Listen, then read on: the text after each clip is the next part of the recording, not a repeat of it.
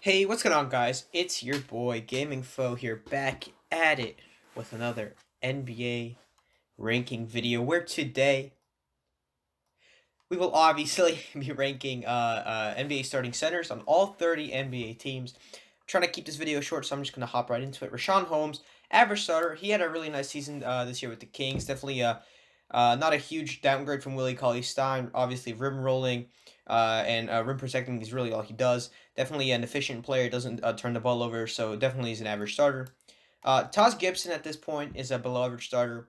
Definitely not the defender he used to be. Can't even rim roll the way he used to be in Chicago. Honestly, just an average interior scorer, but just his lack of defense at the center position is really what makes him worse, in my opinion. JaVale McGee's an average starter. A couple of years ago, probably would have been in that below average starter category, but at this point in his career, he's a nice rim protector. He can rim roll. He can make a couple really athletic plays. He can come out on the perimeter, even guard a couple of guys, and he's not a terrible passing big man, so definitely an average starter.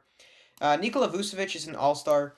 He wasn't an all-star this team, but his talent level, obviously more than just a rim roller and a defender. He can play make. He can score in the low post. He can just pull out all kinds of moves in the low post that will just get the Magic a quick bucket. Dwight Powell was an average starter. Before his injury, he was having a really nice year. Obviously, rim rolling, rim protecting. He can space the floor a little bit. Definitely an average starter. Same goes for Jared Allen. I think he's probably better than the other guys in this category. But Jared Allen, obviously a nice rim protector, a nice rebounder, pretty efficient player, doesn't turn the ball over. Not a great shooter, but can definitely spread the floor just a little bit. Definitely past the free throw line. Is making progression, is progressing in that part of his game. Nikola Jokic is an all star. Now, this might be a little controversial. I don't think he's quite MVP level. I know a lot of people. They want to put him at MVP. They're saying, "Oh, he's an MVP caliber player." I don't actually see it. I mean, he fell off a little bit from last year. Definitely not super efficient. Hasn't been super efficient this year from the 3 point line like he was in previous years. Obviously, a great playmaker, a great rebounder, a great shooter for the position, and even an underrated defender, but definitely not MVP level. Miles Turner is a All Star level player. I know a lot of people think his defense is overrated. I am not one of those people. I definitely think that Miles Turner is a great rim protector. He can space the floor. He put the ball on the floor for a big guy. He's obviously an efficient player. He has more offensive game than really people think. Just definitely not a great rebounder. So uh, not quite all star level in terms of making the team, but definitely better than these guys down here. Derek Favors is an average starter. Again, nice rebounder, nice defensive player, but really nothing else. He can rim roam a little bit. He can play make a little bit. Not bad passing skills, but not a great shooter, not a great offensive player. John Henson is a below average starter. Not a great rebounder. He's an okay interior defender, but really not much to say about John Henson. Wendell Carter Jr. is an average starter. Now he doesn't take that many threes, but his shooting efficiency is definitely coming along. Definitely a much better free throw shooter than last year, more efficient in that department. Rebounding's gone up, his defending has gone up. Definitely could see him being an all star the next couple of years. Serge Ibaka is an average starter. I'm not sure how many games he actually started. I think actually, yeah, he's been their main starter. Obviously, can space the floor for a big man, a great defender, interior defender. He can play make a little bit from the center position. Definitely an average starter. PJ Tucker is a below average starter. Now, in terms of okay, hear me out. PJ Tucker, if he played the power forward or small forward position this year, he would be an average starter. But PJ Tucker, in my opinion, should not be playing the center position. He's not tall enough. He can't get rebounds. But the Rockets need him to play that center position. He can't guard centers either. The Rockets need him to play that center position. They need him because they're playing fast paced basketball and they just need somebody who can run fast down the court. LaMarcus Aldridge is an all star, obviously a nice defender, a nice shooter, not a great rebounder, but interior scoring is just all star level. His mid range is obviously great. DeAndre Ayton's an average starter. Now, definitely one of the better guys in this category, but I'm not quite ready to put him in that all star category. DeAndre Ayton is obviously a nice interior scorer, but his defense needs to get better. He needs to obviously stay on the court more, stay away from that weed that he's been smoking or whatever he got suspended for.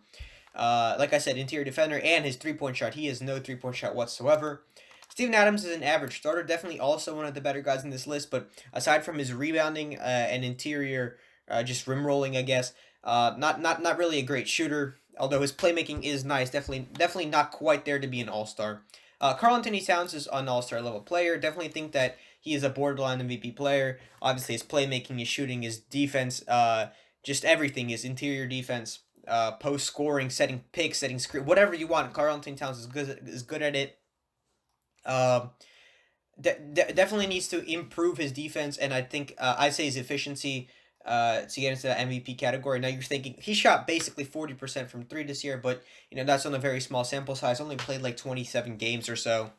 Hassan Whiteside is an average starter. Now, you may be looking at those blocks and saying 3.2 blocks per game, that's crazy. But, it's Hassan Whiteside. I'm pretty sure he's just trying to get his 2K rating up. He's a nice interior defender, but really that's it. His other stats are definitely a little bit overplayed. Definitely a lot of his points come in the fourth quarter when the Blazers are losing this season.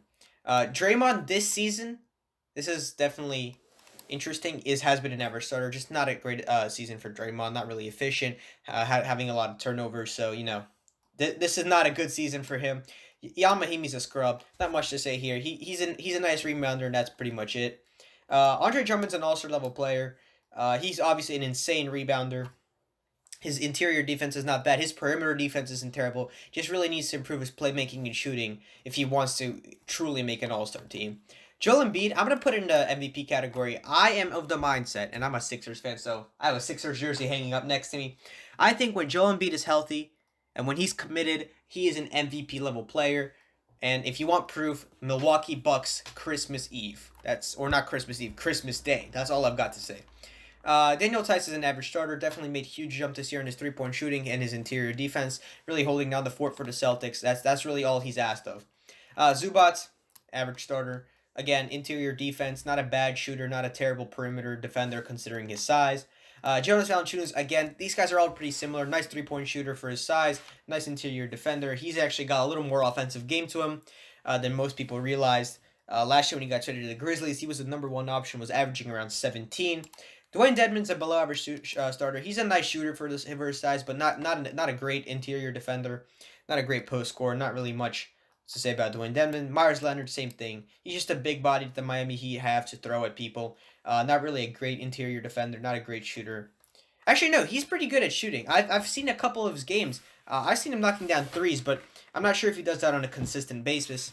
Bismack Biyombo's definitely had a nice year, but I'm gonna put him in that below average starter category.